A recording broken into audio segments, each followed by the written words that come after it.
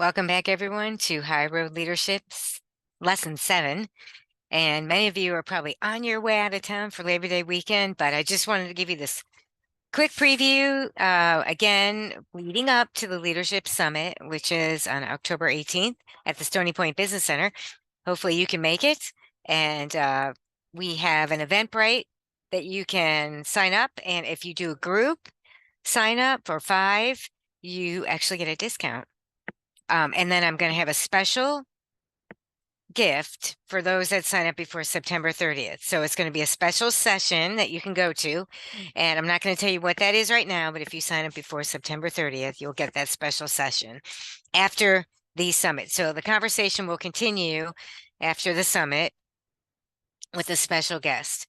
Okay, lesson 7. Let's talk about why would a high road leader commit to giving? Why is it important for a high road leader to commit to giving? Well, high road leaders will lead people so that the individual that they're working with is better off than they found them. So how do you do that? You are thinking about service, having a servant mindset, really trying to help people. And it's not just telling them what to do, it's actually working alongside of them. So what are you giving? You're giving people the opportunity to become a better individual than so they're walking away better off than when you first found them. The other thing is that you really truly want more for others than from them. You really truly want more for others than from them. And then knowing that every single person has something to give. It doesn't matter who you meet. I've heard so many times people say that person is worthless. No one is worthless.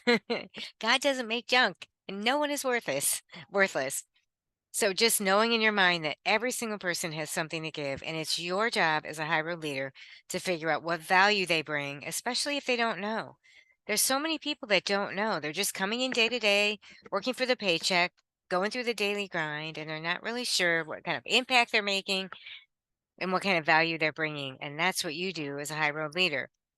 You actually figure out what that is, and you make sure that they understand and they know what value they're bringing.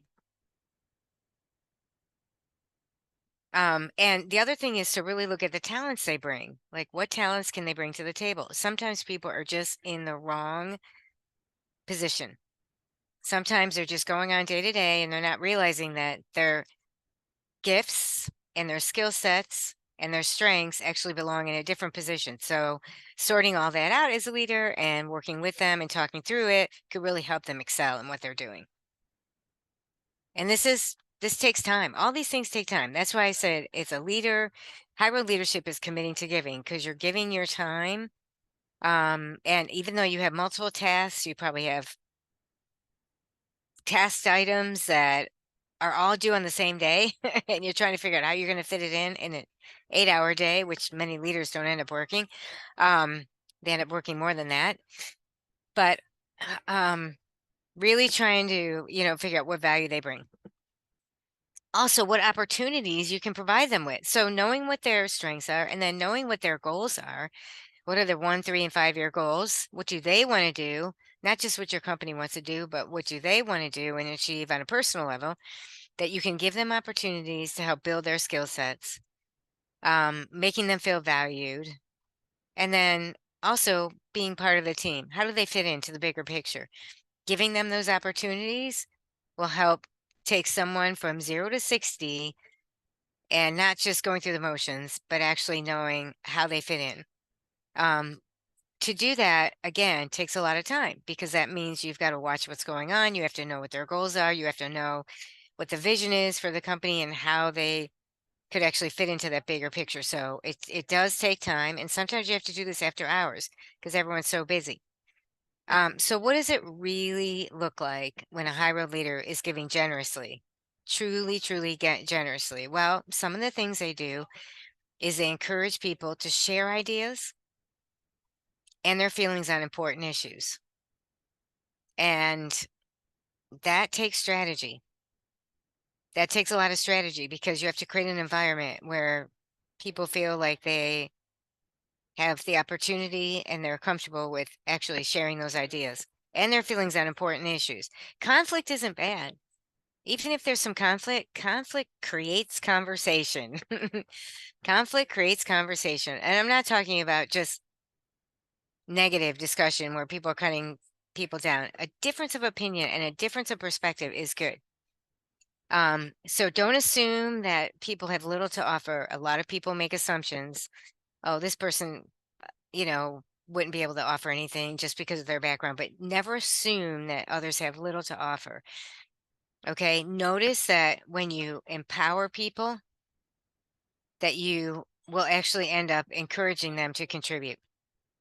The other thing as a high road leader is examine your attitudes towards diversity of all kinds. Make sure that you're tuning in to biases that you might have, especially when it may exclude certain types of people. So examine your attitudes and towards diversity of all kinds. Also, as a high road leader, you want to listen deeply, even when others present views that are unfamiliar and maybe even a little uncomfortable. Like it creates some consternation. That's okay. Listen deeply.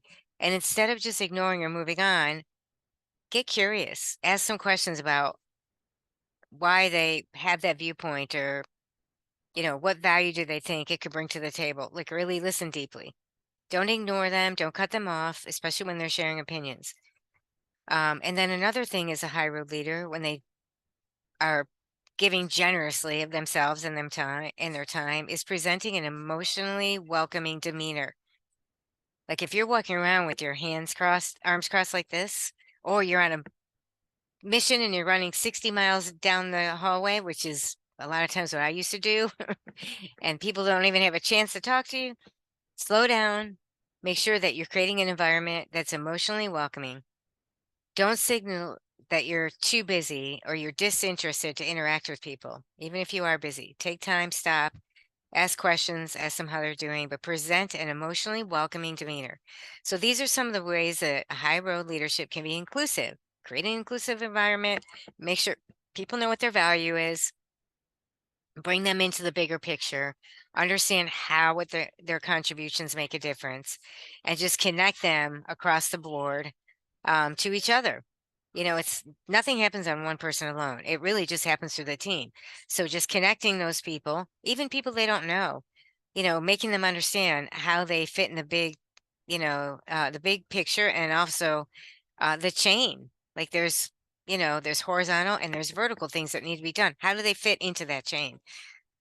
Usually when they know how they fit in, they can actually um, work towards those expectations rather than just walking around aimlessly, wondering how they can actually make a contribution. So anyway, thank you so much for listening to lesson 7, and stay tuned here every Friday on this channel to find out more about high road leadership.